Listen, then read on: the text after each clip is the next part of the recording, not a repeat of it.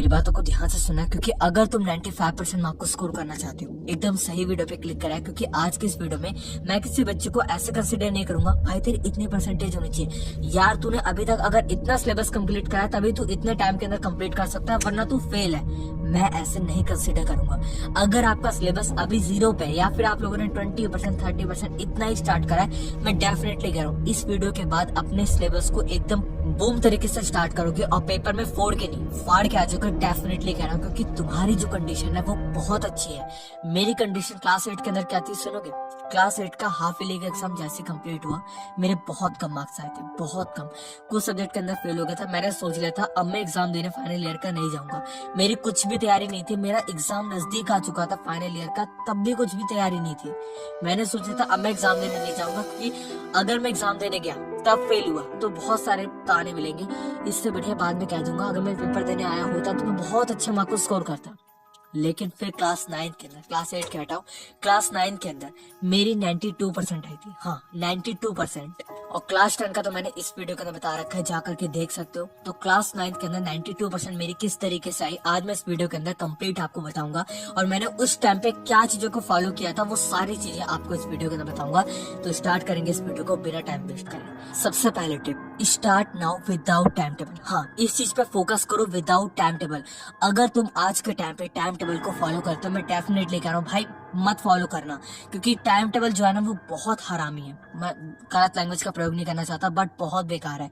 क्योंकि time table ऐसी चीज है, आज तुमने मेक करा कि मैं कल सुबह 6 बजे उठूंगा, नहीं उठ पाए, 6:15 हो गए, 6:20 हो गए, 6:30 हो गए, 7 बज गए, तुम्हारा माइंड कहेगा भाई आज रहने दे, कल सुबह उठ करके ना 5 बजे, 6 नहीं 5 बजे से स्टडी करियो। अगले दिन 5 बजे नहीं उठ पाए, फिर तुम्हारा माइंड कहेगा भाई अगले दिन। ऐसे करते करते अगर तुम टाइम टेबल को मेक करते हो ना, तुम्हारा टाइम, डेफिनेटली कह रहा हूँ, टाइम टेबल टूटेगा और टूटने के बाद पूरा दिन रिग्रेट में जाएगा, पूरा दिन बर्बाद हो जाएगा। और रात को ये सोच के सोओगे यार आज का टाइम वेस्ट हो गया, कल से नहीं करूंगा। कल पूरा टाइम बीत जाएगा, यार आज से नहीं करूंगा, कल भाई आज जैसे भी गलती होगी कल से नहीं करूंगा।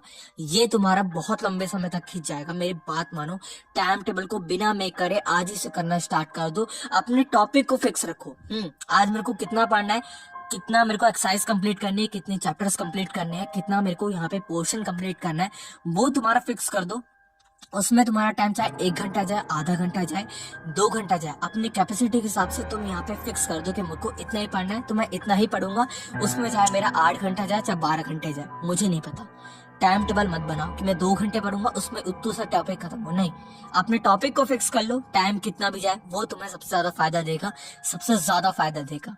सेकेंड टिप, विजुअलाइज करो, पढ़ो मत। हाँ रीड करने से ज्यादा नहीं आएगा, विजुअलाइज करो। विजुअलाइज किस तरीके से करोगे? आज के टाइम पे यूट्यूब पे तुम्हें सारे के सारे लेक्चर्स मिल जाते हैं, चाहे वो 1 शॉट हो, चाहे तुम्हारी वीडियो लेक्चर हो, कुछ भी हो, एनिमेटेड लेक्चर तक तुम्हें मिल जाते हैं, साइंस मैथ एसएसटी इंग्लिश सबके। तो जा करके 1 शॉट वीडियो से अपने चैप्टर्स को देखो, और देखते समय ना अपने कानों में अगर लीड है उसको लगा लो और कंसंट्रेशन रखो। ऐसा नहीं कि मम्मी ये सब कर रहा हूँ, हाँ ठीक है मम्मी, हाँ आ रहा हूँ मम्मी, अरे भाई दोस्त इधर कर लियो, ऐसे नहीं। व्हाट्सएप भी नहीं चलाना, कुछ भी नहीं। पूरा 1 घंटे का लेक्चर है, 1.5 घंटे का लेक्चर है, 3 घंटे का लेक्चर है, एकदम कान में लगा करके फोकस के साथ उसमें बह जाओ। सोचो कि यार इसके अलावा कुछ भी नहीं लाइफ के अंदर, अगर मैंने इसको नहीं करा तो मेरे 500 करोड़ चले जाएंगे, इतना सोच लो, उसमें घुस जाओ। तो विजुअलाइज करते टाइम अगर तुम्हारा कंसंट्रेशन हाई है ना, जो तुम पढ़ते हो ना उससे ज्यादा तुम्हें लंबे समय तक याद रहेगा और कम टाइम के अंदर तुम याद कर पाओगे। मेरी बात को मानो, ठीक है? इस चीज को अच्छे से फॉलो करना। अब थर्ड टिप आती है इंपॉर्टेंट क्वेश्चन। हाँ तुम अब के टाइम पे ना डायरेक्ट एनसीईआरटी को स्टार्ट करोगे, डायरेक्ट किसी भी चीज को स्टार्ट करोगे, कोई फायदा नहीं है। तुम्हें इंपॉर्टेंट क्वेश्चन को सबसे ज्यादा फोकस में रख करके ही एनसीईआरटी को पढ़ना है, क्योंकि तुम्हारे पास बहुत कम टाइम है। इंपॉर्टेंट क्वेश्चन कहाँ पर मिलेंगे तुम्हें? इसी चैनल पे। मैं 2-4 दिनों के अंदर, अगर तुम इस चैनल पे आ चुके हो, क्योंकि ये नया एकदम न्यू ब्रांड न्यू चैनल है, इस चैनल पे आ चुके हो, मैं डेफिनेटली कह रहा हूँ तुम्हें इस चैनल पे मैथ के, साइंस के, एसएसटी के, अगर पॉसिबल हो सके तो इंग्लिश और हिंदी के सबके इंपॉर्टेंट क्वेश्चन इस साल के तुम्हें मिल जाएंगे, जा करके तुम देख सकते हो। इसके बाद मैं तुम्हें डिस्क्रिप्शन में माइंड मैप्स दूंगा जो कि बिल्कुल फ्री ऑफ कॉस्ट में है। उन माइंड मैप्स को एकदम से सेव कर लो। 3 सब्जेक्ट के हैं, मैथ, एसएसटी और साइंस के।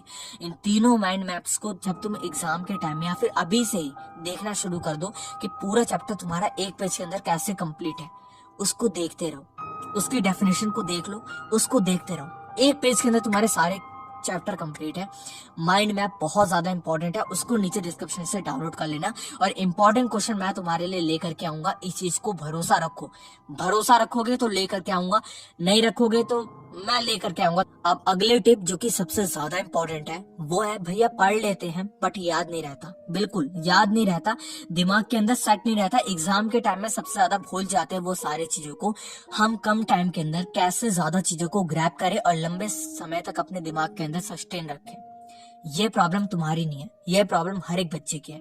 इस दुनिया में जितने ही बच्चे पढ़ना चाहते हैं, सक्सेस हासिल करना चाहते हैं, अपने एग्जाम के अंदर अच्छे मार्क को ग्रैब करना चाहते हैं, सबके साथ ये प्रॉब्लम है, लंबे समय तक टिकता नहीं है और कैसे टिका करके रखे अपने दिमाग के अंदर। तो सबसे पहले तो एक बात सुनो, तुम्हारी जो मेमोरी कैपेसिटी है वो पर्सन टू पर्सन डिपेंड होती है। आप जितना चाहोगे अपनी मेमोरी की कैपेसिटी को बढ़ाने की, आप बढ़ा सकते हो। ये कोई फोन और मेमोरी की तरह नहीं है कि इस फोन के अंदर 8 GB आता है तो 8 GB रहेगा। आप इसको 128 नहीं, 10,000 20,000 GB रैम तक या मेमोरी तक बढ़ा सकते हो। बढ़ा सकते हो डेफिनेटली। कैसे बढ़ाना है वो बताऊंगा मेरे को। इसके बाद भैया भूल क्यों जाते हैं? भूलने की जो प्रॉब्लम है वो भूलने की प्रॉब्लम नहीं है, वो वरदान है तुम्हारे लिए। क्योंकि दिन भर के अंदर तुम्हारे साथ बहुत सारी ऐसी चीजें होती है जो कि बहुत ज्यादा हर्ट करती हैं। अगर वो चीज तुम भूलोगे नहीं ना तो दिमाग के अंदर स्थायी रूप से रह जाएगी, और स्टेट फॉर्म में अगर तुम्हारे दिमाग के अंदर रहेगी तो तुम आगे नहीं बढ़ सकते, जिंदगी भर रोते रह जाओगे। ये जो भूलने वाली प्रॉब्लम है ना वो बहुत अच्छी है, बट इसके अंदर हमें 2 ऑप्शन मिलते हैं। एक ऑप्शन है तुम्हारा इम्पोर्टेंट और एक है तुम्हारा अननेसेसरी।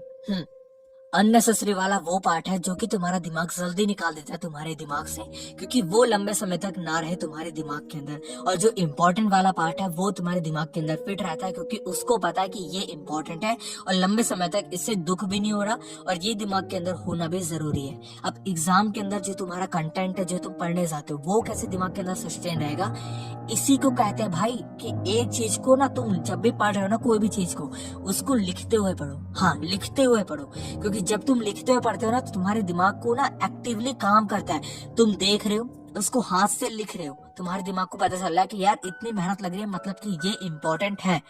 तुम्हारे दिमाग को सिग्नल जाता है, तो लिख करके पढ़ो। और पढ़ने के बाद कम से कम 2 से 3 बार रिवाइज करो। रिवीजन आपका ये नहीं होता कि भैया रिवाइज करने से याद रहता है, याद करने के लिए रिवीजन नहीं होता। तुम्हारे दिमाग को ना सिग्नल जाता है भाई। एक बार कोई चीज पढ़ोगे, दिमाग को लगेगा कि ये अननेसेसरी हो सकती है, इसको डिलीट करो। अगर तुम उसी चीज को 4-5 बारी 6 बारी रिपीट कर रहे हो ना, दिमाग को लगेगा कि यार 6 बारी रिपीट हुआ है, मतलब कि ये इम्पोर्टेंट है, वो दिमाग में सेट करके रखेगा। अगर तुम एक बारी कोई भी चीज को, अगर मान लो एक कोई भी ऐसी चीज है, आप लोग सामान खरीदने गए, किसी को एक थप्पड़ पड़ा था, मान लो तुमने रास्ते में देखा किसी को थप्पड़ पड़ा, वो तुम्हारे दिमाग में लंबे समय तक रहेगा? नहीं रहेगा, भूल जाओगे कभी ना कभी, है ना। लेकिन अगर तुम यहाँ पे डेली थप्पड़ खाते हुए देख रहे हो WWE के अंदर, तो तुम्हें याद रहता कि यार ब्रॉक लेसनर या फिर ये बंदा निकलता है तो थप्पड़ ही थप्पड़ मारता है, ये तुम्हारे दिमाग के अंदर रहता है। ठीक है, इसलिए कह रहा हूँ, कोई चीज को 4 से 5 बार रिवाइज कर लोगे ना, तुम्हारे दिमाग के अंदर वो हमेशा के लिए फिट हो जाएगा और फिट हो जाएगा। तो ये सारे टिप्स को फॉलो करो और इंतजार करो और चैनल को सब्सक्राइब करो अगर तुम्हें इस चैनल पे इंपॉर्टेंट क्वेश्चन